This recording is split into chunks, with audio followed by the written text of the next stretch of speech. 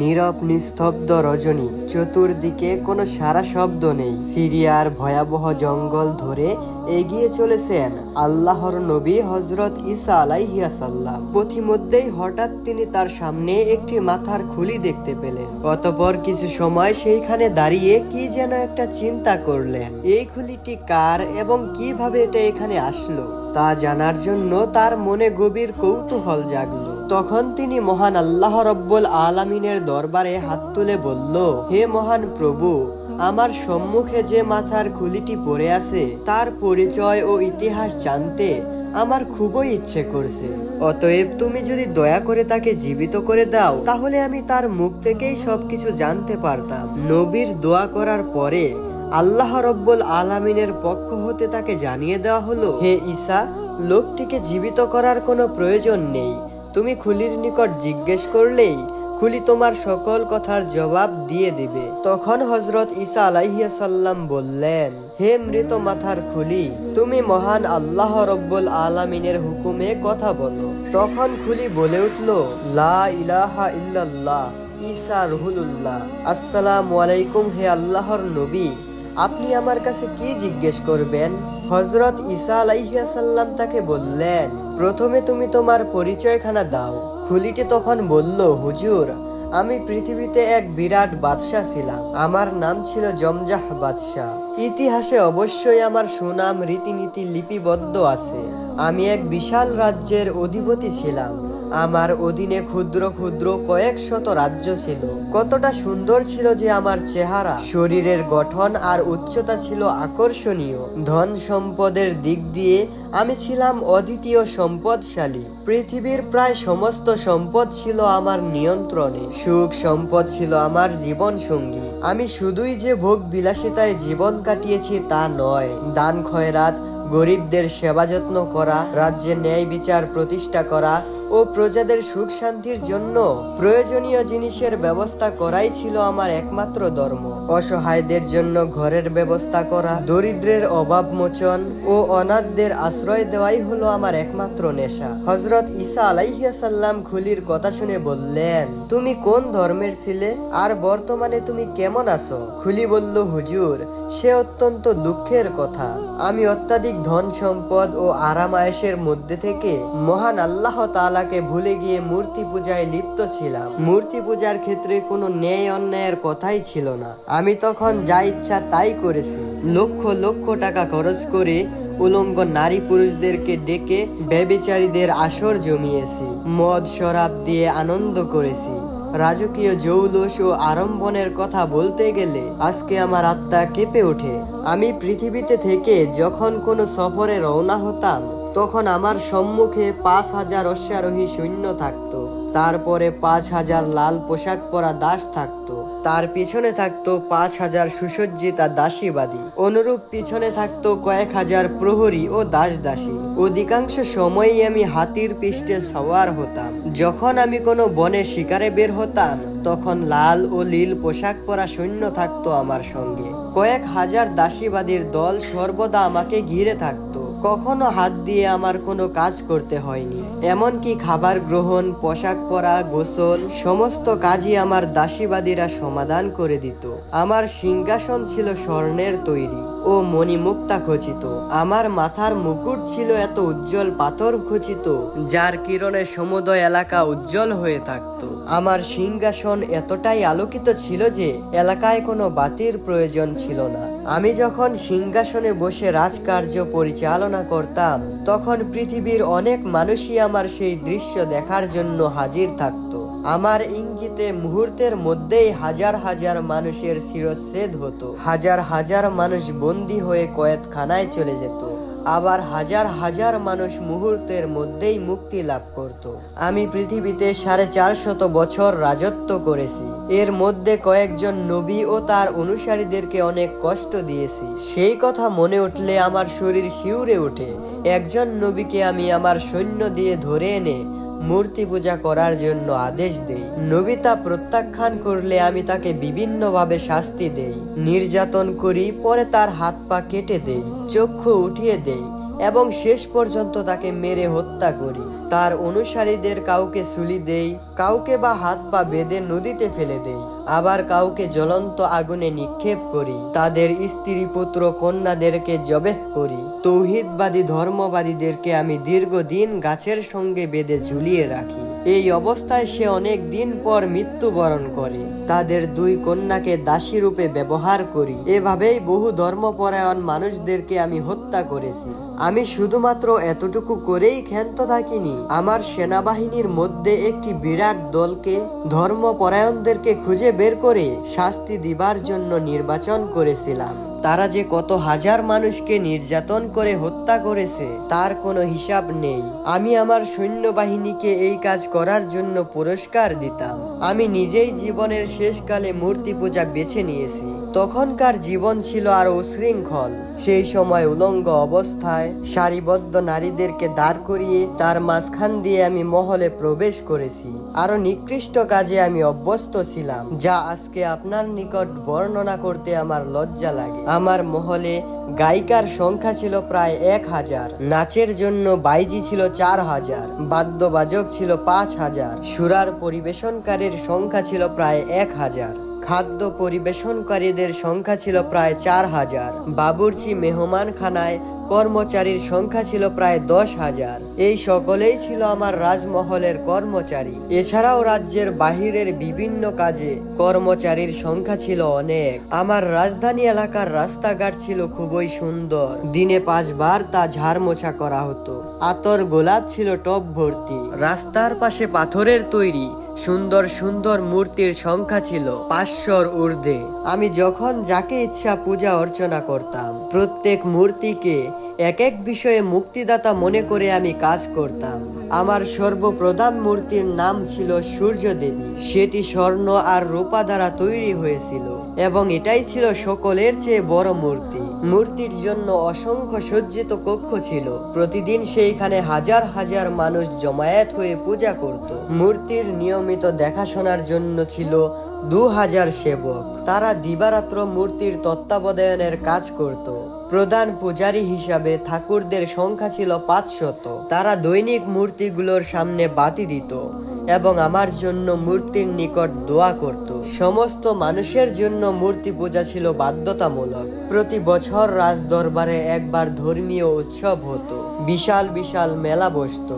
সকল দেশের মানুষের জন্য একবার এইখানে এসে পূজা দেওয়া ছিল বাধ্যতামূলক। দীর্ঘ 1 মাস যাবৎ এই মেলা চলতো এবং এই মেলার জন্য সারা পৃথিবীতে আমার সুনাম ছিল। এই জন্য কোনো রাজ্য জয় করতে আমার যুদ্ধের প্রয়োজন হয়নি।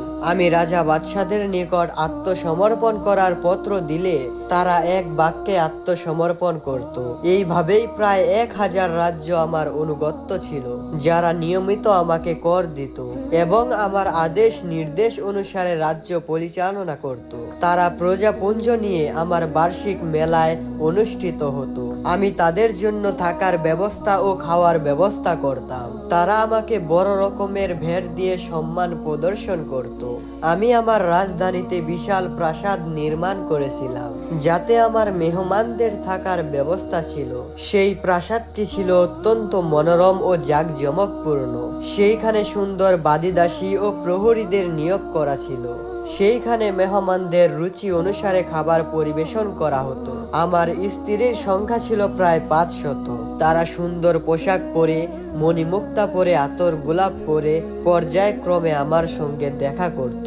আমি তাদেরকে আমার পাশে উপবেশন করে আনন্দ পেতাম, আর আমি সকল সুন্দরী রূপবতীদেরকে আমার স্ত্রী হিসাবে গ্রহণ করেছিলাম। আমি গরিব দুঃখীদেরকে উদার হস্তে দান করতাম, দেশে যেন কোনো রকম গরিব না থাকে।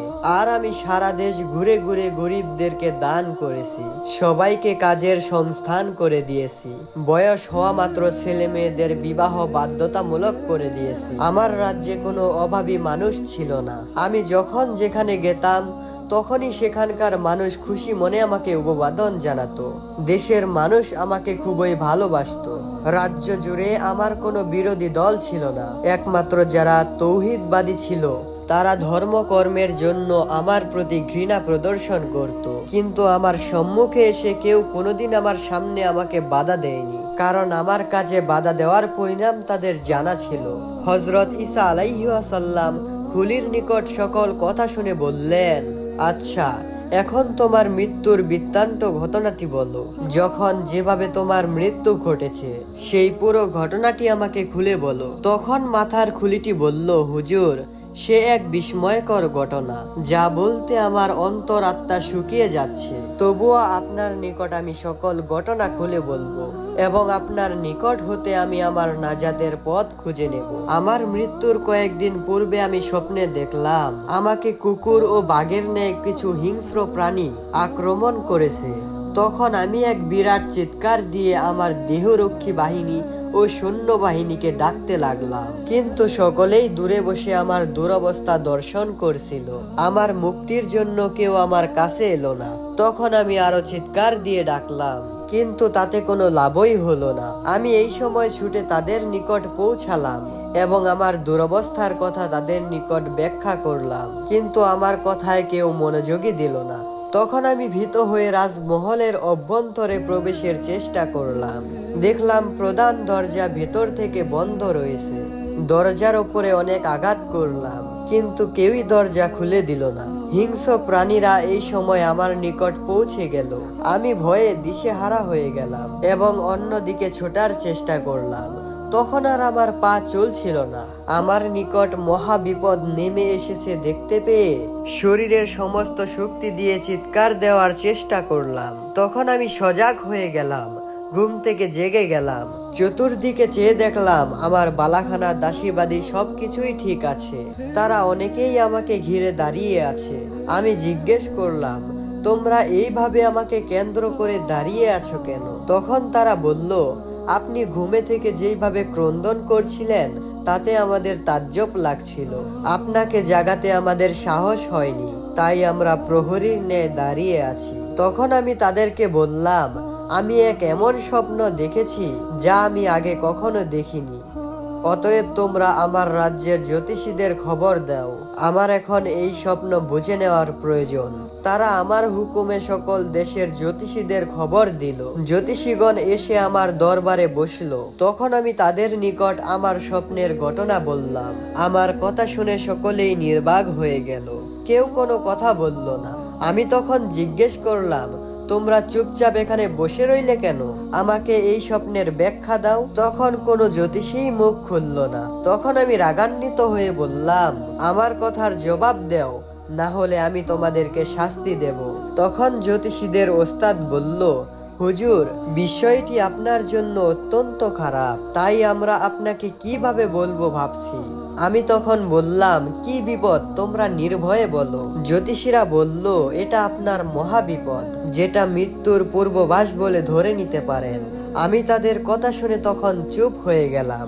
আমার মুখ থেকে তখন আর কোনো কথাই বের হলো না। তখন শুধু আমি বললাম, আচ্ছা, কবে আমার মৃত্যু হতে পারে? তখন জ্যোতিষীরা বলল, খুবই শীঘ্রই, সম্ভবত 1 মাসের মধ্যেই। তখন আমি সকলকে বললাম, আচ্ছা, আমি যে দীর্ঘদিন ধরে যে সকল মূর্তির পূজা অর্চনা করেছি তাদের কাছে গিয়ে তোমরা আমার মৃত্যুর সময়টা আরো 2-1 বছরের জন্য বাড়িয়ে আনো। সকলেই উঠে পূজা মণ্ডপের দিকে চলে গেল এবং মূর্তির কাছে গিয়ে বিভিন্ন রকমের ভেদভাব করে আয়ু বাড়ানোর জন্য আবেদন করতে লাগলো। এমনকি গভীর রজনীতে আমিও বড় দেবীর নিকটে গিয়ে বললাম, হে পরমেশ্বর, আমি পার্থিব সম্পদের লোভে পড়ে পরকাল সম্বন্ধে কিছু ভাবার বা কোনো আমল করার সময় পাইনি। অতএব তুমি আমাকে 2 বছরের সময় দান করো। এর মধ্যে আমি পরকালের জন্য কিছুটা সময় নিতে প্রস্তুত হব। এই কথা বলে আমি অনেকক্ষণ কান্নাকাটি করলাম। গরিব দুঃখীদের জন্য রাজভান্ডার খুলে দিলাম এবং দেশে যে সমস্ত নবী ছিল তাদের নিকট দোয়া চেয়ে আবেদন করলাম। অনেক দাস দাসীদেরকে মুক্ত করে দিলাম। এইসব চেষ্টায় কোনো ফলদায়ক হলো না। পরের দিন আমার শরীর অসুস্থ হয়ে গেল। আমি দাঁড়াতে গিয়ে ঘুরে পড়ে গেলাম। শরীর জখম হয়ে গেল, শরীরের সমস্ত শক্তি হারিয়ে ফেললাম, মাথার মধ্যে প্রচন্ড যন্ত্রণা শুরু হয়ে গেল, শরীরের তাপ বৃদ্ধি পেল। আমি তখন খুবই অসুস্থ বোধ করতে লাগলাম। তখন দেশের সমস্ত ডাক্তার, হাকিম ও কবিরাজদেরকে খবর দেওয়া হলো। তারা এক এক করে আমার চিকিৎসা আরম্ভ করলো, কিন্তু কিছুতেই কিছু হলো না। দিন দিন আমার অসুস্থতা বেড়েই চলল। পঞ্চম দিনে আমার যৌবন বন্ধ হয়ে গেল এবং শরীর কাঁপতে কাঁপতে শীতল হয়ে এলো। পরবর্তী সময়ে আমি জ্ঞান হারিয়ে ফেললাম। তখন আমি আমার আর রাজমহলের কাউকেই দেখতে পেলাম না। আমি সকলকেই ভুলে গেলাম এবং তখন শুনতে পেলাম কে যেন বলছে, জমজমা বাদশার জান কবজ করে দোজকে নিক্ষেপ করো। আমি এমন কথা শুনে ভয়ে অস্থির হয়ে গেলাম। এমন সময় আমি দেখলাম এক ব্যক্তি এসে আমার সম্মুখে দাঁড়ালেন।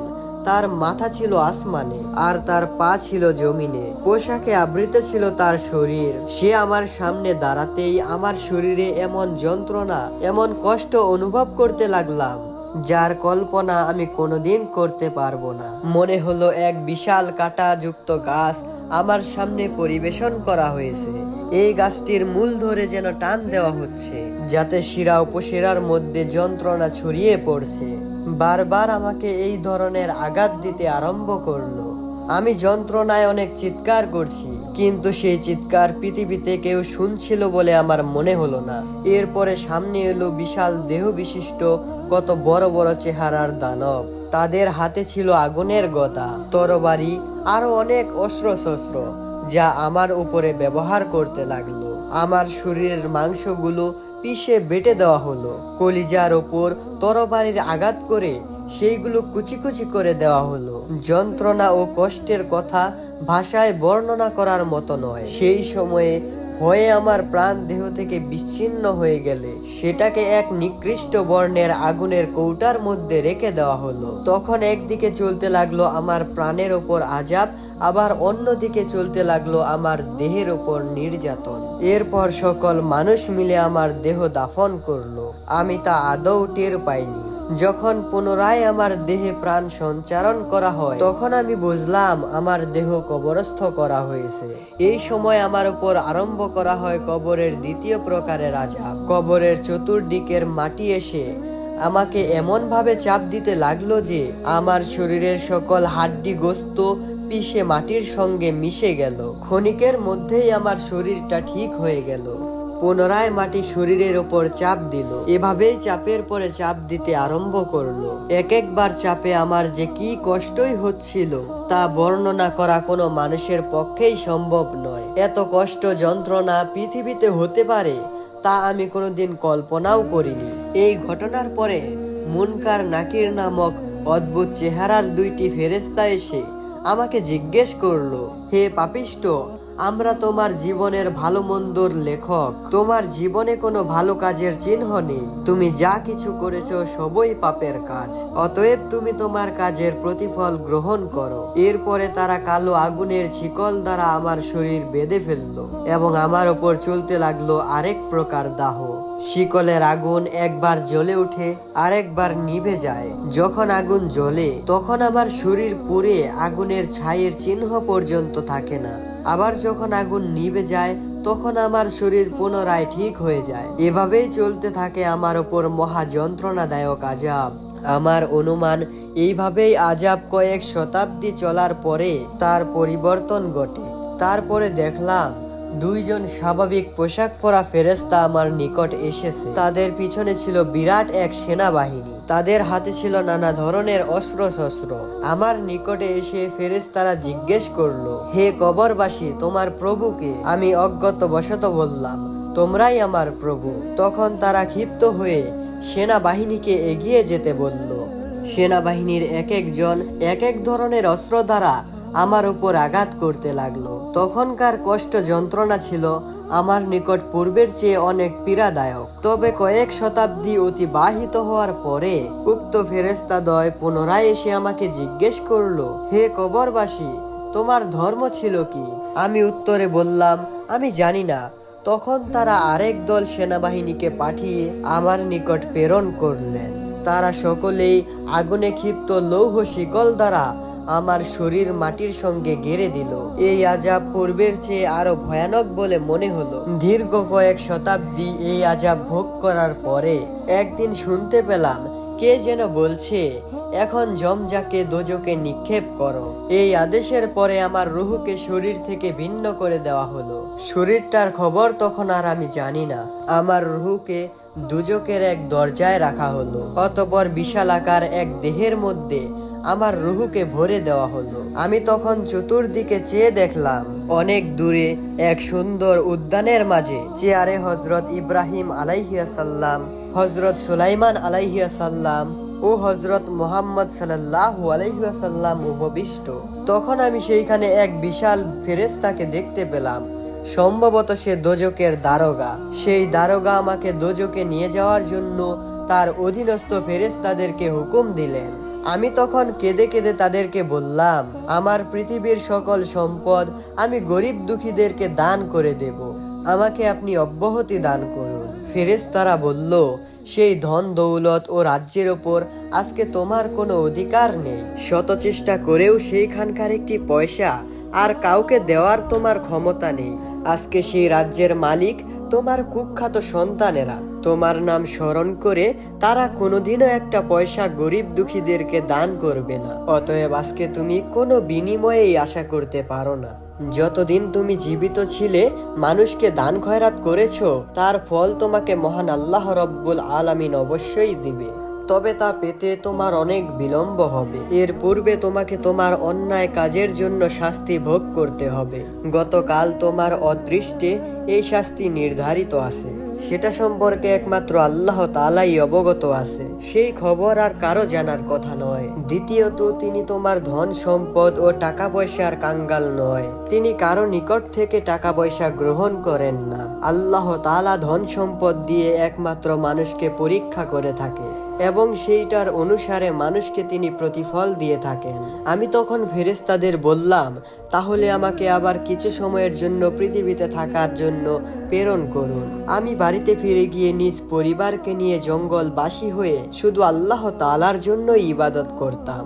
এই কথা শুনে ফেরেশতারা বলল, তুমি দুনিয়াতে যখন ছিলে নবী রাসূলগণ তোমাকে বারবার আখিরাতের কথা জানিয়েছে, আর তুমি তখন ধন দৌলতের গর্বে তাদেরকে অত্যাচার করেছো, তাদেরকে হত্যা করেছো, তাদের প্রচারিত দিনকে অপেক্ষা করে মন গড়া পূজা অর্চনায় লিপ্ত ছিলে।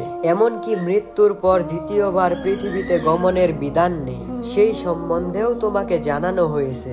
কিন্তু এই সব কথার প্রতি তুমি আদেও কোনো ভ্রুক্ষেপ করনি। আর এখন তুমি মহান আল্লাহ রব্বুল আলামিনকে ইবাদতের প্রলোভন দেখাচ্ছ। মহান আল্লাহ তাআলা তোমার ইবাদতের মুখাপেক্ষী নন। তুমি ইবাদত করো বা নাই করো, তাতে তার কিছু যায় আসে না।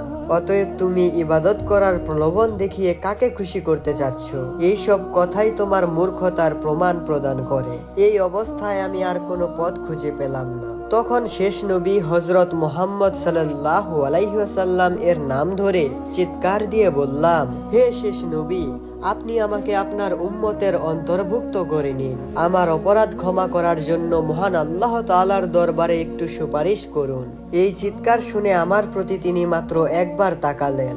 এর মধ্যে ফেরেশতাগণ আমাকে এক বিরাট গভীর অগ্নিকুণ্ডের মধ্যে নিক্ষেপ করলেন। আমি অগ্নি শিকল পরা অবস্থায় অসাধারণ যন্ত্রণায় ছটফট করছিলাম, আর সেই অগ্নিকুণ্ডের তলদেশে যাচ্ছিলাম। কত হাজার বছর ধরে এই পথ অতিক্রম করেছিলাম তা জানি না, তবে সম্ভবত 2-4 হাজার বছর চলার পরে আমি অগ্নিকুণ্ডের তলদেশে গিয়ে পৌঁছেছিলাম। সেইখানে পৌঁছানো মাত্রই লেলিহান আগুনের তৈরি সাপ, বিচ্ছু, নেকড়ে ইত্যাদি রকমের প্রাণী এসে আমার শরীরের মাংস ছিঁড়ে খেতে লাগলো। সাপ ও বিচ্ছুরা মাংস খায় না, শুধু প্রতিনিয়ত দংশন করে চলেছে।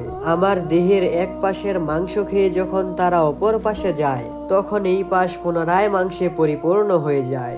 এইভাবেই কয়েক লক্ষ বছর ধরে আমি এই আযাব ভোগ করতে থাকি। এক সময় আমাকে স্থানান্তরিত করে একটি গাছের নিচে নিয়ে যাওয়া হলো। আমি তখন কিছু খাদ্য ও পানির আবেদন করায় উক্ত গাছ থেকে কাঁটাদার এক প্রকার ফল আমাকে খেতে দেওয়া হলো। কাঁটাগুলি আমার মুখ, গলা ও পেট ঝাঁঝরা করে দিল। আমি অনুভব করলাম প্রতিটি কাঁটায় যেন রয়েছে বিষ। অতঃপর এক ফেরেশতা বলল, এই গাছের নাম খাজরা জাক্কুম। আমি একবার সেই ফল ভক্ষণ করে খাবার নেশা থেকে চিরদিনের জন্য হতাশ হলাম। সেইখানে আমাকে অধিক সময় না রেখে ফেরেশতারা এক পাহাড়ের উপর নিয়ে যেতে লাগলো। সেই পাহাড়ের দৈর্ঘ্য ছিল 3000 বছরের পথ। সেই পাহাড়ের নাম ছিল সকরা। সেই পাহাড়ের মধ্যে ছিল 70টি গর্ত। আগুনে পরিপূর্ণ ছিল সেই গর্তগুলো। ইতিপূর্বে আমার উপর যেই সমস্ত আযাব হয়েছে তার সবগুলোই সেইখানে বর্তমান ছিল। এমনকি সেইখানে আরো নতুন নতুন আযাবও ছিল। তার মধ্যে এক আযাব হলো ক্ষণে ক্ষণে মৃত্যুবরণ করা, ক্ষণে ক্ষণে আবার জীবিত হয়ে পুনরায় আবার আযাবে পরিণত হওয়া। সেখানে এই ঘটনাটি ছিল উল্লেখযোগ্য।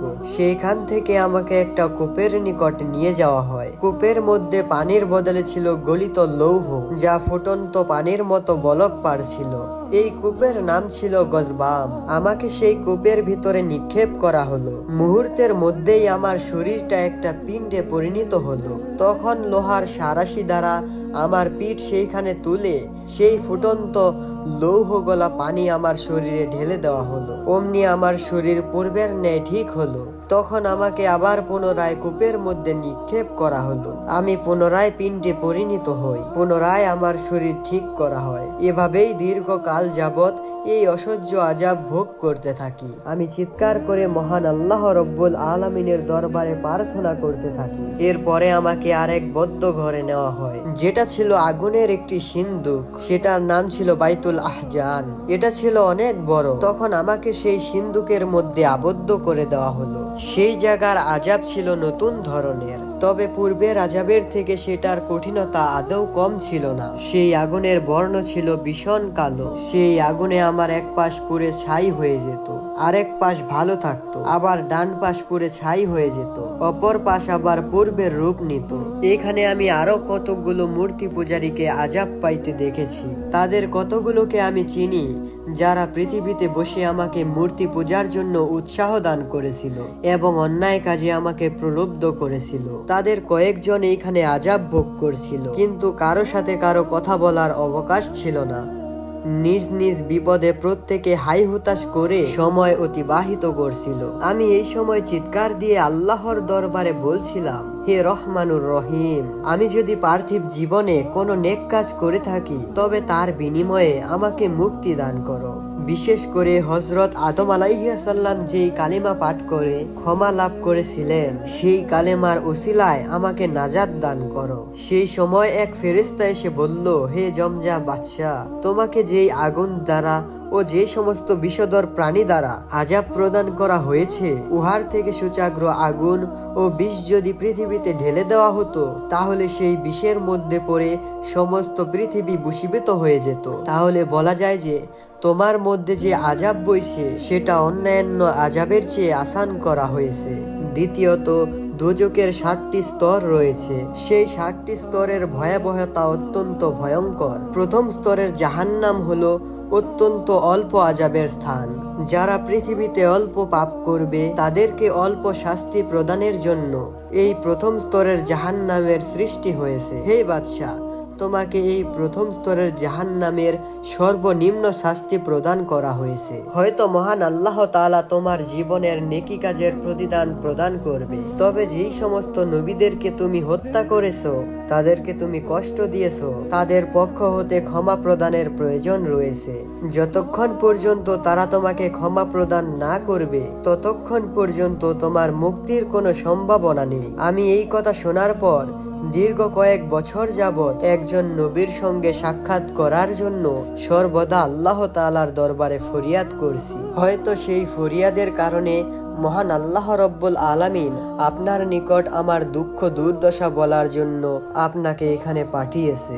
আপনি দয়া করে মহান আল্লাহ তাআলার দরবারে আমার জন্য ক্ষমা প্রার্থনা করে আমাকে মুক্ত করুন। আমাকে আরেকবার পৃথিবীতে জীবন যাপনের জন্য সুযোগ দেওয়ার জন্য মহান আল্লাহ তাআলার দরবারে দোয়া করুন। আমি পৃথিবীতে গিয়ে প্রাণ ভরে আল্লাহ তাআলার ইবাদত বন্দিগিতে মশগুল হতে চাই। হে আল্লাহর নবী, আপনি আমার জন্য শেষ নবী হযরত মুহাম্মদ সাল্লাল্লাহু আলাইহি ওয়াসাল্লামের উসিলা করে আমার জন্য মহান আল্লাহ তাআলার দরবারে দোয়া করুন। আপনার প্রতি এটা আমার প্রাণের দাবি। আপনার প্রতি আল্লাহর দোহায় আপনি আমাকে উপেক্ষা করবেন না। আমি কত বড় ভীষণ দুর্বিষহ জীবন যাপন করছি তা আপনি হয়তো অবশ্যই অনুভব করছেন। একজন পাপী যদি পাপ কাজ ছেড়ে নেক কাজ করতে চায় তবে তাকে সঠিক পথ দেখানো কি নবীর কাজ নয়? যদি আমি আপনার সঙ্গে কথা বলার সুযোগ না পেতাম তাহলে হয়তো সমস্ত কাল আমাকে আযাব ভোগ করতে হতো, কিন্তু যখন কথা বলার সুযোগ পেয়েছি